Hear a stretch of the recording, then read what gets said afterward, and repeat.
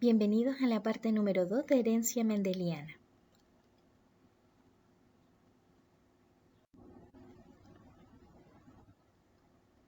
Para recordar lo trabajado en la parte número 1 de herencia mendeliana, vamos a reforzar el tablero de Punnett.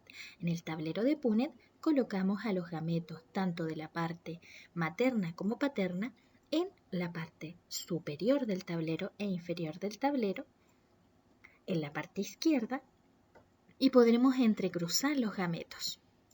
Aquí vemos claramente que primero se colocan los gametos en la parte superior en color negro y luego en la parte izquierda. Y se van mezclando para poder conocer cómo van a ser los descendientes de la primera generación.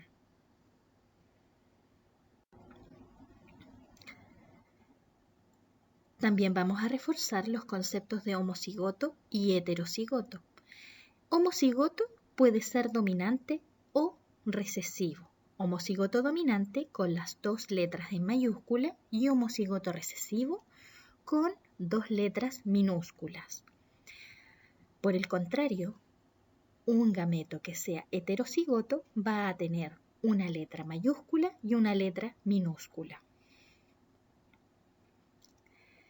También abajo podemos reforzar y recordar que cuando los parentales son homocigotos, pero un homocigoto dominante con un homocigoto recesivo, como en el lado izquierdo abajo, vamos a obtener un 100% de descendientes heterocigotos y además amarillos.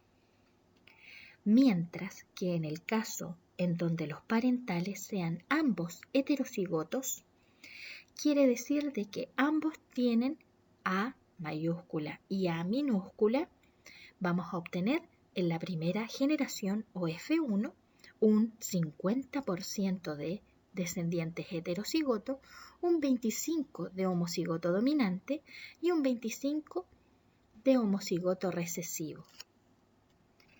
En colores también podemos explicar estos resultados como un 75% de amarillo y un 25% de verdes, ya que el ser padres heterocigotos, ambos tienen una A recesiva que da origen a ese 25% del hijo que sale, en este caso la arvejita en color verde.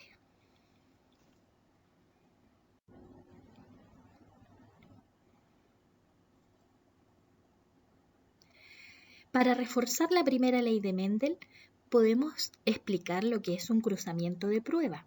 Este cruzamiento es una técnica que permite dilucidar qué genotipo tiene un individuo que presenta un fenotipo dominante.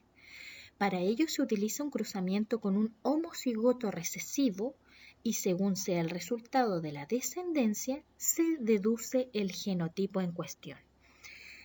En la imagen a la derecha vemos el cruzamiento de prueba, en donde los gametos del padre del genotipo son desconocidos, por lo tanto vamos a hacer un cruzamiento en el lado izquierdo de color verde con los gametos del padre de forma recesiva, homocigoto recesiva.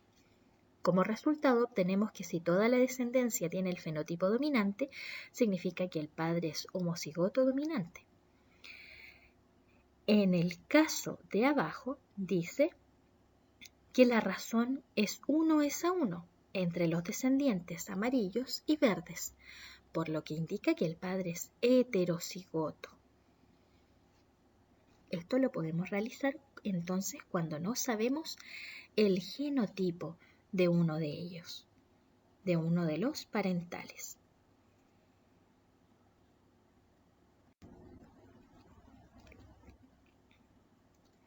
Como parte número 2 de la herencia mendeliana, vamos a ver la ley número 2 y la ley número 3. La número 2, o la segunda ley de Mendel, tiene que ver con la ley de segregación o disyunción de los alelos. Esto quiere decir en que hay una separación o disyunción de los alelos de los parentales. Mendel tomó las plantas procedentes de las semillas de la primera generación, o F1, y las polinizó entre sí, es decir, polinizó a los gametos que están ahí de los parentales. del cruce obtuvo semillas amarillas y verdes en proporción 3:1. 3 amarillas, una verde. Así pues, aunque el alelo determina la coloración verde de las semillas, parecía haber desaparecido en la primera generación filial y vuelve a manifestarse en la segunda generación.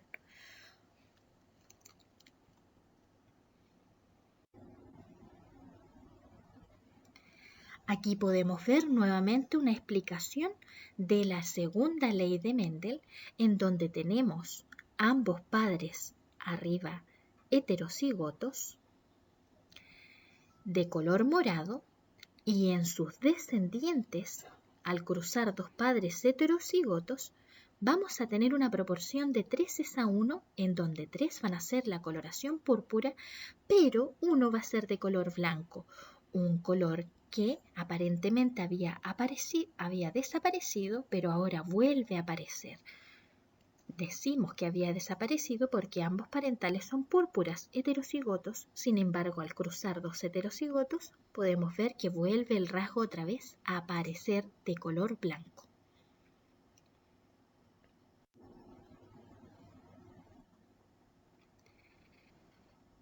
En esta diapositiva explicamos la diferencia entre el genotipo y fenotipo. Recuerden que el genotipo con G nos explica la letra del gameto y si es dominante o recesivo o heterocigoto, mientras que el fenotipo nos indica cómo se expresa ese gen. Por ejemplo, para las flores que están allí, el genotipo dominante me indica que es de color púrpura. El de heterocigoto también domina sobre el recesivo, por lo tanto también me da una coloración púrpura. Pero la coloración púrpura o blanca me expresa el fenotipo con F. El fenotipo es siempre la expresión del genotipo. Fenotipo con F es la expresión del genotipo. Puede ser coloración de ojos, coloración de piel, tamaño del individuo, de estatura. También puede ser alguna enfermedad dominante o recesiva. En este caso que estudió Mendel, hablamos de la coloración, ¿verdad?, de las flores o del color de la vaina de las arvejas o de lo liso o rugoso de las arvejas. Pero uno va a ser siempre el genotipo y la expresión del genotipo radica en el fenotipo.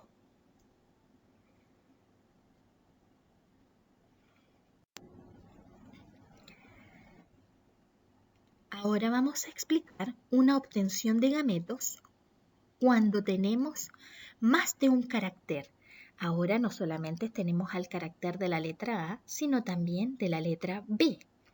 Existe una fórmula para calcular la cantidad de gametos que se pueden obtener en un genotipo y esta es 2 elevado a n, donde n va a ser el número de genes en heterocigosis en el genotipo. Por ejemplo, el genotipo AB presenta 2 genes en heterocigosis, la A y la B. Por lo tanto, la fórmula quedaría como 2 elevado a 2, lo que es igual a 4. 4 va a ser el número total de gametos que voy a obtener al cruzar ese genotipo del recuadro azul que sale arriba.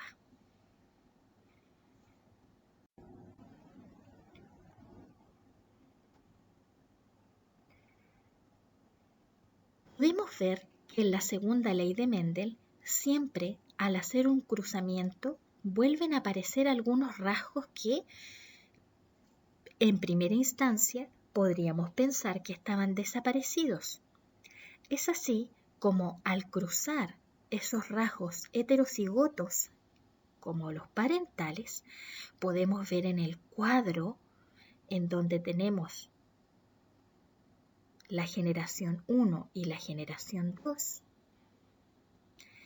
la generación 1, F1 y la generación F2, podemos ver de que la gran mayoría es de descendientes amarillos, pero vuelven a aparecer los descendientes de color verde.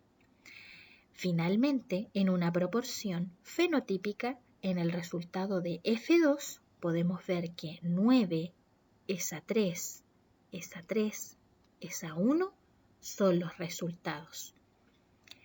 Podemos ver que vuelve a aparecer un resultado verde y rugoso, 3 resultados verdes y lisos, 3 resultados amarillos y rugosos y 9 resultados lisos y amarillos. Siempre los caracteres ocultos o enmascarados vuelven a aparecer cuando se cruzan parentales en heterocigosis.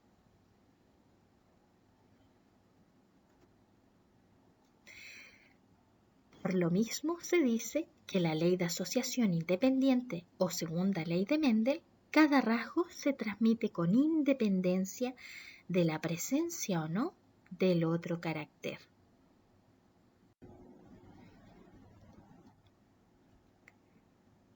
Esta diapositiva nos recuerda la primera y la segunda ley de Mendel y cómo gracias al proceso de fecundación de los parentales por meiosis podemos obtener a los gametos. En el caso de la primera ley de Mendel dice que ambos caracteres pueden ser heredados en la primera descendencia y además en la segunda ley de Mendel nos recuerda que los gametos pueden entrecruzar y enmascarar los resultados posibles para una descendencia secundaria o F2.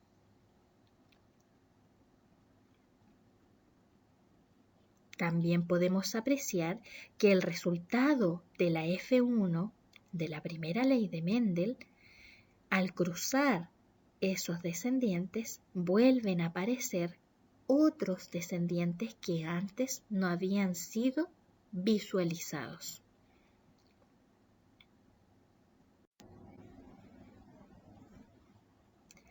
Hablando ahora de la tercera y última ley de Mendel, vamos a decir que esta es la ley de la independencia de los caracteres no antagónicos.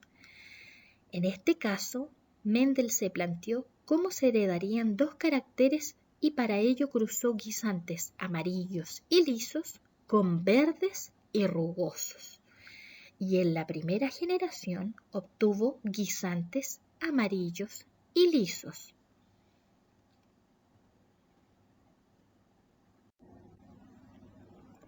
Esta tercera ley dice que los alelos de un gen se van a transmitir de forma independiente de los alelos del otro gen, con el cual yo estoy haciendo el cruzamiento.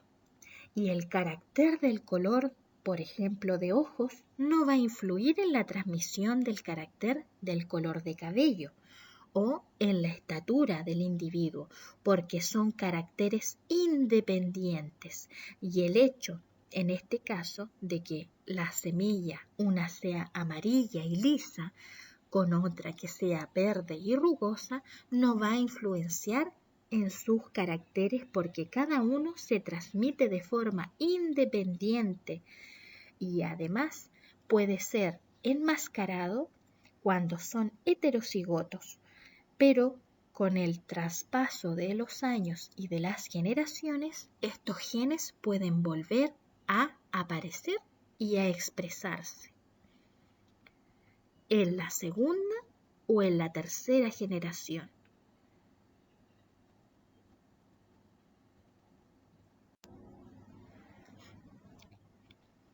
Finalmente, para poder hacer una retroalimentación de los primeros contenidos de genética, vamos a hacer el siguiente mapa conceptual. Las unidades de la herencia son los genes y las variantes de los genes son los alelos. Estos pueden ser dominantes o recesivos. Estos alelos se ubican en los cromosomas homólogos. Recuerden que tenemos cromosomas homólogos, tanto maternos como paternos. Y pueden presentar dos alelos iguales u homocigotos o dos alelos distintos o heterocigotos. Estos cromosomas homólogos se separan para formar los gametos. Y es aquí donde se describe la primera ley de Mendel con el monohibridismo, en donde se aprecia la segregación de estos gametos. En la segunda ley de Mendel se describe la asociación independiente basado en el dihibridismo. Y en la tercera ley de Mendel se habla de lo que es la transmisión de la información de los alelos de forma independiente que no altera a los demás alelos.